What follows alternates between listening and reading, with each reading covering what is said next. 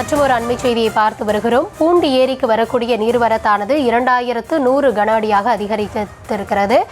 ஏரிக்கு இன்று காலையில் 1100 கன அடி வீதம் நீர் வந்து கொண்டிருந்த நிலையில் தற்பொழுது 2100 கன அடியாக அதிகரித்திருக்கிறது. விரிவான விவரங்களோடு இணைகிறார் எம்முடைய செய்தியாளர் பிரபு. மேலும் விவரங்களை வழங்கலாம். வணக்கம். டிட்வா புயலின் காரணமாக திருவள்ளூர் மாவட்டத்தில் அதிகாலை முதலே கனமழையானது பெய்து வருகிறது.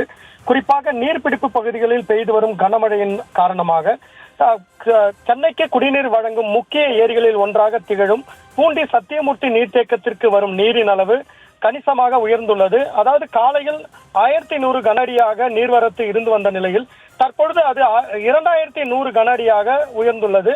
மேலும் அணையின் நீர்மட்ட உயரம் 35 அடியில் தற்பொழுது 33.27 அடியும், நீர் முழு கொள்ளளவான 3231 மில்லியன் கன அடியில் தற்பொழுது 2650 மில்லியன் கன அடி நீரும் இருப்பு உள்ளது.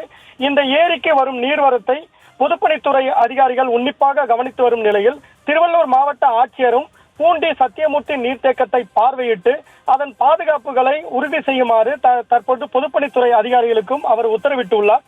அதன்படி ஏற்கனவே அந்த உபரி நீரானது திறந்துவிடப்பட்ட நிலையில் அது நேற்று முற்றிலுமாக நிறுத்தப்பட்டது. தற்பொழுது நீர்வரத்து அதிகரிக்கும் பட்சத்தில் பூண்டி சத்தியமூர்த்தி நீர்த்தேக்கத்திலிருந்து உபரி நீரானது கொசஸ்தலை ஆற்றில் திறந்துவிட உள்ளதாகவும் தற்பொழுது அந்த பொதுப்பணித்துறை அதிகாரிகள் தகவல் தெரிவித்துள்ளனர்.